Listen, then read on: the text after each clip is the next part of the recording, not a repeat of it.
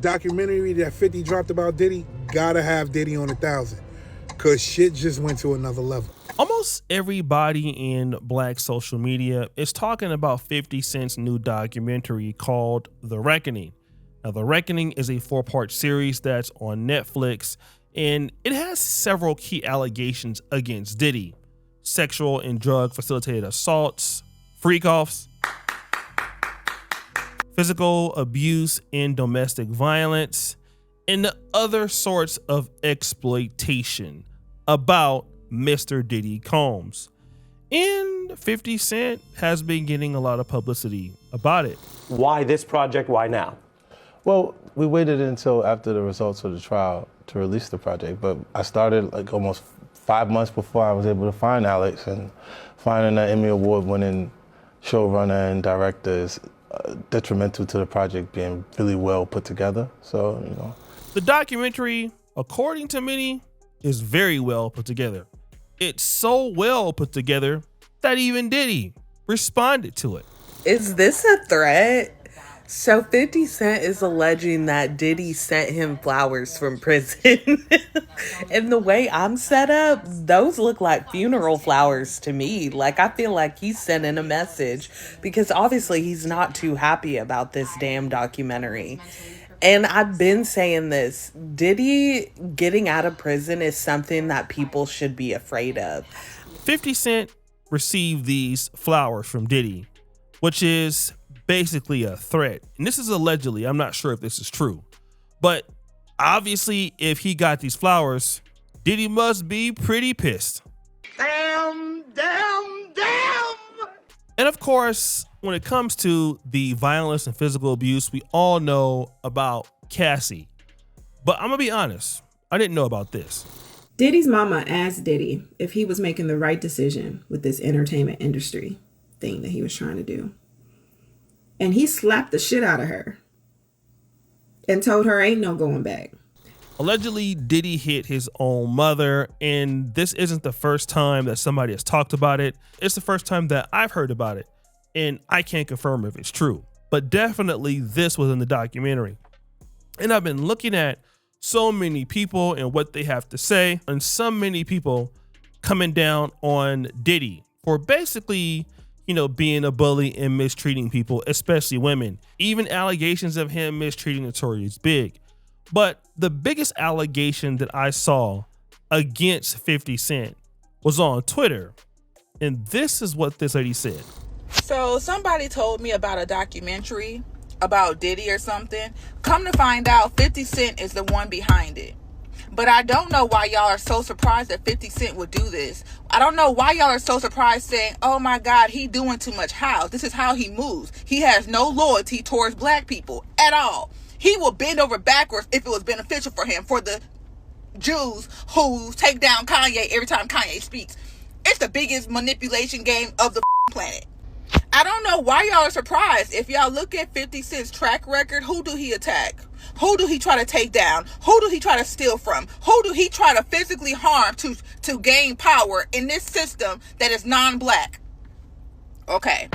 He always goes after his own people. Not once has he ever said something against a non-black person because he knows that is how he gonna stop his bag. In America, they know one of the biggest ways to separate black people is by giving them opportunities and money. They know all they gotta do is offer you an opportunity and you will turn your back on your own people because it's beneficial for you. Woo! This is pretty interesting because many of us can relate to what the lady is saying. She is coming after 50 Cent for only coming after blacks. And of course, she's not addressing the prior beef that 50 Cent may have had with Diddy, any of the disagreements. She's just saying, listen, the only kind of person that 50 Cent comes across is as blacks. And then of course you kind of get the 50 Cent as an agent type of vibe. You know, he's not doing that with the white man. So why do you only come after Diddy? Damn. And I want to address this because this is not just her saying this about 50 Cent. It's something that we hear in the black community all the time. And we never really address what the person is saying, but more or less how they're saying it. For an example, you get somebody scamming like Jay Morrison with the Tulsa Real Estate Fund. You get somebody scamming like Dr. Umar Johnson. And then you come out and you call this individual out. What the person will say is, why you only coming after black people, brother? You don't never have no smoke for the white man. I said, okay, all right, let me listen to that because, yeah, every time I see 50 Cent, he's always coming, mostly after other blacks. I mean, hip hop is very black, and that's probably going to be who his enemies are. But okay, let me just listen to what she has to say more, and then I'll make a decision. And I just find it weird. Like, what are y'all watching this documentary about? Oh, well, he killed Biggie. He killed Tupac. No, they killed they selves because you knew who you was dealing with. I find it weird when these conversations come out, y'all act like these are children and they're just taking advantage of. These are grown adults that knew for a fact this man was sneaky. If he was sneaky towards one person, he'll do it towards you. What are you saying? Biggie knew this man was sneaky and conniving. There are videos of this man kissing on other men. What are you saying? They had transgenders in the videos. Why do y'all try to act like these people are adolescents and they don't know what the they're doing? Everybody that dealt with Diddy knew what the fuck was going on, what their risk was. Like, I don't need to see no freaking documentary about no man getting bent over or trying to harm people. That's what life is. Y'all are, like, you can't expose nobody's darkness to me because I understand we all have something dark going on in our life. Argument only got worse because not only did this particular lady come after 50 Cent, she pretty much absolved everything that Diddy did. She was saying like, hey, it's Tupac's fault and Notorious Big's fault for getting themselves deleted by hanging out with Diddy. They should have knew better. Like, I'm not watching the documentary because, I don't want to see all this egregious things. I already know that he was like that. And so I thought that was an interesting take because 50 Cent comes after black people, but Diddy, well, we all knew that he would be like that. And it's crazy because Diddy was in the industry long before 50 Cent was. I mean, Diddy was in the industry, as late as the late 80s as a background dancer for Father MC. And, by the time that 50 Cent would get in the industry in the early 2000s, Diddy already had a decade run with Bad Boy. But I just found that to be very interesting. And when I'm looking at 50 Cent, what was his real motivation for even having an issue with Diddy in the first place? Okay. You're telling me we got a kick in this shit, and he was like, yo, why don't we go shopping or something? I mean, I pay for it. And I was like, what the this nigga just say? Woo! He always talks about the going shopping thing with Diddy and him not really liking Diddy. He always thought that Diddy was weird. And again, 50 Cent was one of the first people to expose the whole situation with Cassie long before anybody else knew about it. And he didn't feel comfortable being around Diddy. But the reality was that there was a discrepancy, at least part of it, with Mase. You see, by the time I was living in Washington, D.C., Mase had stopped becoming a secular rapper.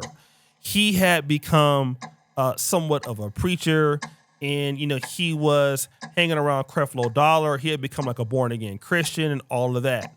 Well, the problem is Mase was still under contract with Diddy. And, Mase did what we all thought he would do, which was stop being a preacher and wanting to turn back to secular rap. Now, at the same time, 50 Cent didn't like the fact that Diddy had a reputation of basically holding artists hostages. Like, he wouldn't let people out of the contracts. He basically treated artists like crap. People ended up being poor. And so 50 Cent just didn't respect Diddy for that.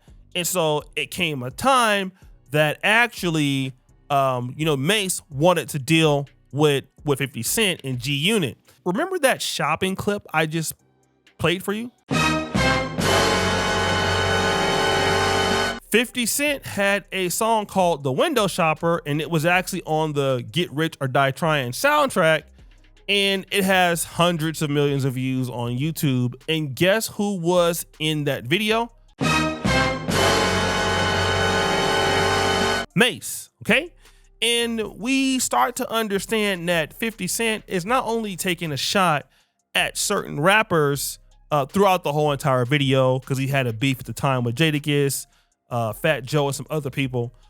But it can be inferred that because of this collaboration with Mase, that 50 Cent was taking a really big shot at Diddy because they were having a disagreement about Mase. Yo, Playboy, yo, I thought, you know how we going Tiffany Cole right now. We pick up something, they ain't gonna say nothing. They gonna send us an invoice later. They gonna let us walk out. That's what I thought you was doing with Mase. I thought you was taking him on tour. When you come back, you gonna take care of me. I said, oh, it ain't nothing. So I just waiting for you to take care of me. So was there a number talked about? Yeah, I was like, what you looking for that? How much you want? He said $2 million. I'm like, Mase ain't worth $2 million with $2 million in his pocket. Is you crazy? So 50 Cent would later go on and say that, listen, Diddy tried to get me for $2 million, didn't want to let Mase out of the contract. 50 Cent says clearly Mase isn't worth $2 million.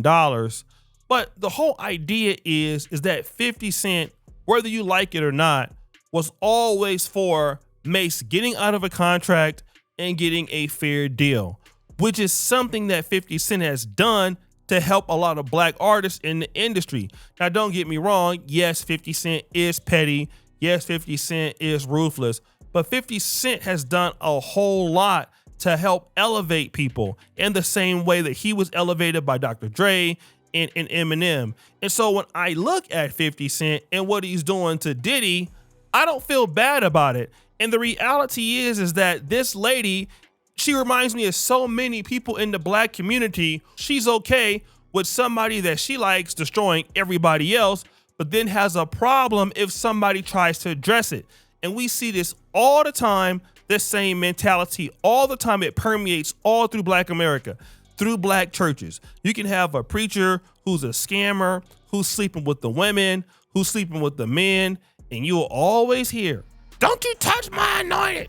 Do my prophet no harm. Stop talking about our pastor. Worry about yourself." Now, your pastor is doing whatever he can, clapping dudes' cheeks, getting his cheeks clapped, stealing, bankruptcy, alt fraud, anything he can do to hurt people. And the people that want to call out somebody for hurting them, they become the victim. Why is it that for the person who's done all of these wrongs, and Diddy went to jail for this, he's in prison right now. Obviously, he was convicted, at least on some of these charges. 50 Cent was not brought up on these charges. Diddy should be held accountable. Why is it always the people who want to bring accountability in the black community? Why are they always on trial? Then you look at the development of the black community as a whole, and then you wonder why we are behind. It's simply because of this mechanism of this thought process where the person is guilty always gets away. The free my N-word theology or thought process. I call it theology because really it's like a religion. Woo! The person who wants to bring fairness to the situation, they are evil. They are a problem. And at a certain point, like, where are we going to come to a point to say that, listen, we need guys like 50 Cent. Whether he has a motive for doing it or not, we need people who actually are hurting the community to be exposed and to be destroyed. So it makes other people to think that, hey, you know what? I'm not too big to be destroyed. And this is what happened with Diddy. He felt that he was too big. He was too powerful. He could treat people any kind of way. And now he understands that, yes, you can fall. Yes, it does matter how you treat people. Yes, people dislike what you do. And now you're paying the ultimate price for it. And that price is too high to pay for most people. So maybe they'll think twice about doing the same things that Diddy does. Maybe you'll think twice about mistreating people because you don't want to be on that Summer Jam screen. And again, this is why I did this video, not so much about the 50 Cent and Diddy beef, but the silly ass mentality that certain people have that just keep black America getting dustier and dustier each day. We are not going to grow as a community where the people who are the ones doing the crimes and doing all the hurtful, we're not going to grow as a community when all of the people who are being crooks are being protected. It's not going to work. So guys, what do you think? It's your boy Oshay Duke Jackson back at it again with another episode of The Celebrity Drunk. Appreciate you for all that you do. Subscribe, hit the bell. We're out.